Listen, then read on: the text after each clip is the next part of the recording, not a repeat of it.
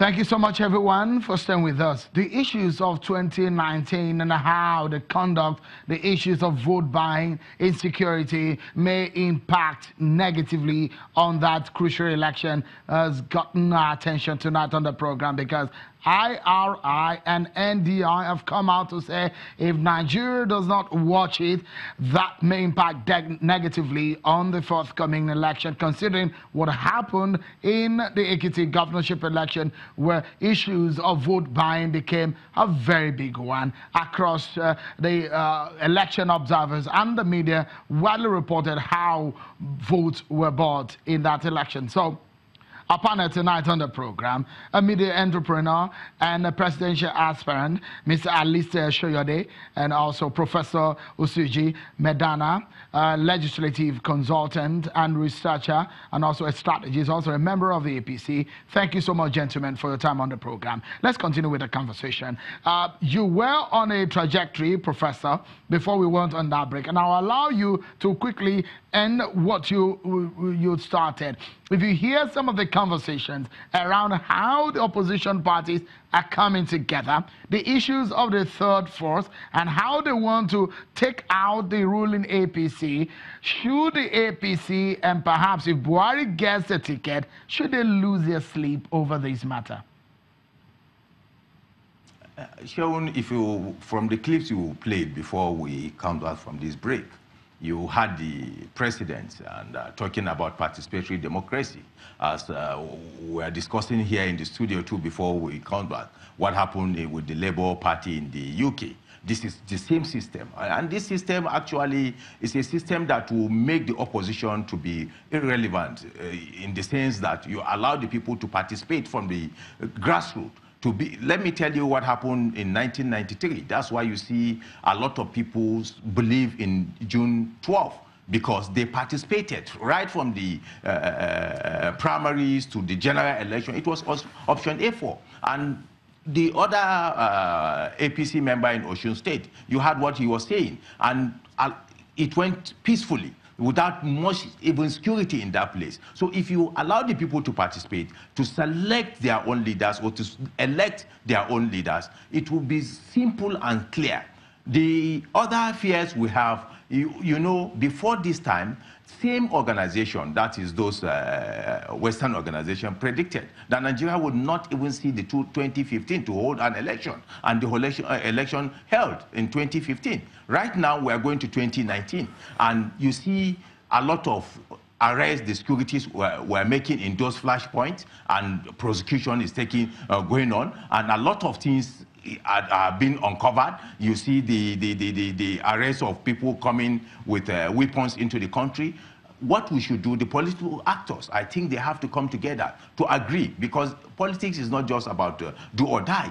Politics is about ideologies. Negotiation, when you see a person with similar ideas, you go into it, you key into it, you participate, because all what politicians are doing is to make Professor Medaner, better. So Professor Medaner, if that is the case, there is one aspect of my question which I would like you. I've asked it twice now.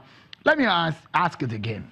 The cloud is gathering over the political atmosphere. You see a formation within the opposition, those who left the APC, the faction of the APC, coalescing with other political parties, about 30 of them, and they're saying, we want to take the ruling APC out of existence, out of the center in 2019. And I'm asking you, if the president gets the ticket of the APC, should he lose his sleep over those what has become a political threat to his party and to his ambition? I don't think so, but you should not take opposition for granted. But if you look at the people aligning and maybe regrouping, and I don't think this president has anything to worry if we look at those people going and coming. And without financial inducement, some of them, they cannot win even the awards. And what APC is doing now, maybe they have looked at it. So let's allow the people to participate. Once these people participate, there won't be any political godfather that will come and just decide who they should vote. So APC, by going into these direct open primaries, they are trying to alienate or to even erase those kind of fears in 2019. All right, let me quickly allow Mr. Shoyode, because our time is fast spent. Let me allow Mr. Shoyode to come. Mr. Shoyode, you want to be Nigeria's president. The big question will be how do you want to play in these waters where money is a big deal? Money is the name of the game in most of the situation, and perhaps what are the ideas you have? We are just about a minute before we end the show.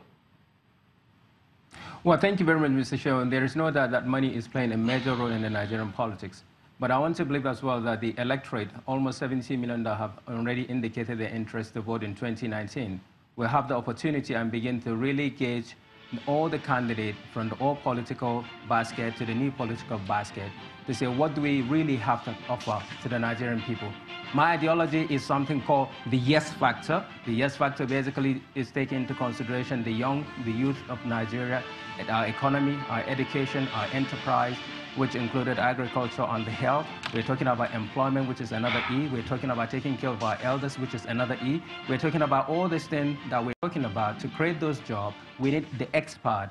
We need people with experience, either young or old, that can do the job. But at the end of the day, having all these wonderful things in the country, without security, which is the last letter of my yes factor, you can't enjoy the life, you can't enjoy Nigeria. So security is very, very important, but we have the capacity. I am, as a former chairman of Nigerians in Diaspora Organization, I know where the best brains of Nigerians are outside the country. And at the same time, as a talented person, innovative, creative, I've been serving Nigeria for the last 20 years through my platform in Europe and at home. So basically, I know how we can work and utilize the resources of our youth, either in sport, either in entertainment, which is one of the biggest industries that actually allows Nigeria to recapitalize to become the largest economy on the African continent. We have to leave it at that because we are out of time. Alista Shoyode, a presidential aspirant, and Professor Usuji Medaner, a legislative and political consultant. Thank you so much for your time on the program today. That's our show, everyone. Thanks for being part of it. I'm Sean Kimberley. Bye-bye.